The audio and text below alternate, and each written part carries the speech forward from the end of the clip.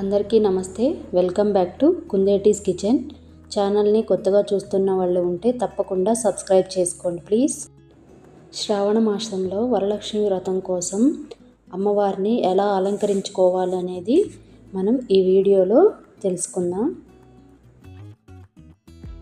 ముందుగా చీరను తీసుకొని ఆ చీరని హాఫ్కి ఫోల్డ్ చేయాలండి. ఇలా చూపించిన విధంగా ఫుల్గా ఉన్న చీరని హాఫ్ చీరగా చేసేయాలి.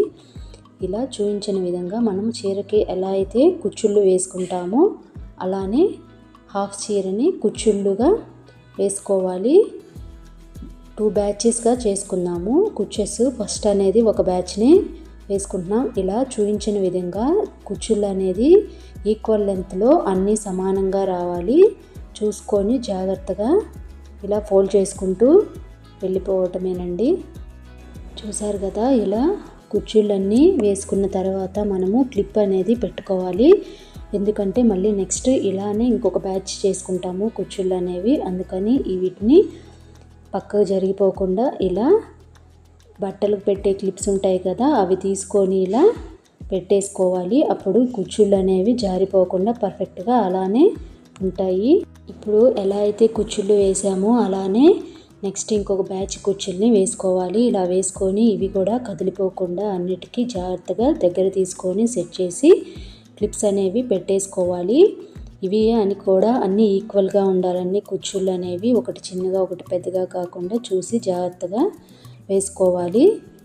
క్లిప్స్ పెట్టేటప్పుడు అడ్జస్ట్ చేసుకుంటే ఫైనల్గా సెట్ చేసేటప్పుడు ఇంకొంచెం పర్ఫెక్ట్గా టైం ఫాస్ట్గా కలిసి వస్తుంది. అందుకని క్లిప్స్ పెట్టేటప్పుడు కొంచెం జాగ్రత్తగా వేసేసి మళ్ళీ ఇలా ఒకదానిపైన ఒకటి పెట్టేసి ఈ రెండింటిని కలిపేసి మళ్ళీ ఇంకొక క్లిప్ అనేది పెట్టేసుకోవాలి. కుచ్చుళ్ళన్నిటికీ కలిపి క్లిప్స్ పెట్టేసుకున్న తర్వాత మనం ఇప్పుడు పవిట చెంగు కోసం కుచ్చుల్ని సెట్ చేసుకున్నాము. మిగిలి ఉన్నది కదా, ఆ మిగిలి ఉన్న చీరని కుచ్చుళ్ళుగా చేసేసుకున్నాము. ఇలా చూపించిన విధంగా కుచ్చుళ్ళని వేసేసుకొని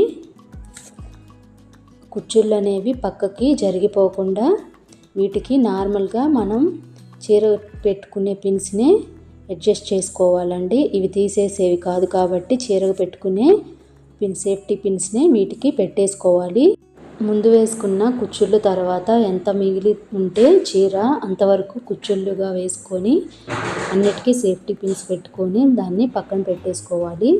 నెక్స్ట్ అమ్మవారి బొమ్మని ప్రతిష్ఠించడం కోసం ముందుగా ఇలాంటివి తీసుకోవాలి. వీటన్నిటిలో వెయిట్స్ అనేవి పెట్టుకోవాలి. లాస్ట్గా పెట్టిన దానికి కర్రని ఒకదాన్ని స్టిక్ చేసుకొని ఇలా చీరని తీసుకొచ్చి థ్రెడ్తో ఇలా చుట్టేసి దానికి కట్టేసుకోవాలి. ఇక్కడ ఏ విధంగా అయితే థ్రెడ్ని చీరలో నుంచి తీసుకొస్తున్నానో అలానే తీసుకొచ్చేసి బ్యాక్ సైడ్ కట్టేసుకోవాలి. అప్పుడు చీర అనేది జారిపోకుండా జాగ్రత్తగా చూసుకొని కట్టుకోవాలి. నెక్స్ట్ ఈ కుచ్చుళ్ళన్నిటిని బాగా ఎక్స్పాండ్ చేసుకోవాలి. నెక్స్ట్ పళ్ళుని సెట్ చేసుకుందాం. ఇలా చూపించిన విధంగా కొంచెం వదిలేసి ఇటువైపు పళ్ళుని సెట్ చేసుకోవాలి. ఇలా ఈ పళ్ళు అనేది అటు ఇటు కదలకుండా ఇక్కడ ఉన్న కింద ఉన్న కుచ్చుళ్ళకి సెట్ చేస్తూ ఈ పిన్ అనేది పెట్టేసుకోవాలి. అలానే ఇటువైపు కూడా పిన్ అనేది పెట్టేసుకోవాలి. 2 సైడ్స్ పిన్ అనేది పెట్టేసుకున్న తర్వాత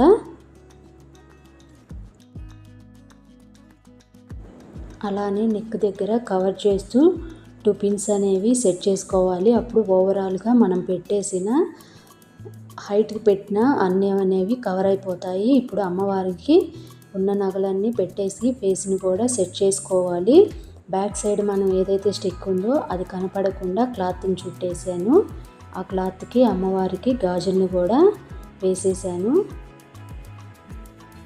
ఇలా మీకు ఉన్న ఐటమ్స్తో ఎలా అయినా అలంకరించుకోవచ్చు. ఇంకా పాపడ బిళ్ళ పెట్టుకోవచ్చు, ఇంకొక హారం ఉంటే ఇంకొక హారం అయినా వేసేసుకోవచ్చు. ఇలా పూల జడని పెట్టేసి అమ్మవారిని అందంగా అలంకరించుకోవచ్చు. లక్ష్మీదేవి మన ఇంటికి వచ్చినట్టుగా అనిపించే విధంగా మనము అనేది రెడీ చేసుకొని వరలక్ష్మి వ్రతాన్ని చేయటం వల్ల ఆ అమ్మవారి అనుగ్రహం అనేది మన కుటుంబ సభ్యులందరికీ ఉంటుంది. మీరు ఇలానే రెడీ చేసుకొని మీ ఇంట్లో లక్ష్మీదేవిని ప్రతిష్ఠించుకొని వరలక్ష్మి వ్రతాన్ని ఎంతో ఆనందంగా జరుపుకోవాలని కోరుకుంటున్నాను. మీకు కనుక నచ్చినట్లయితే నాకు కామెంట్స్లో తప్పకుండా తెలియచేయండి. అలానే మన కుందేటీస్ కిచెన్ ఛానల్ని లైక్ చేయండి, షేర్ చేయండి, సబ్స్క్రైబ్ చేసుకోవటం అస్సలు మర్చిపోవద్దు. నేను చేసే ప్రతి వీడియో మీ వరకు రావాలంటే నోటిఫికేషన్ కోసం గంట సింబల్ని క్లిక్ చేయండి. ఉంటా మరి.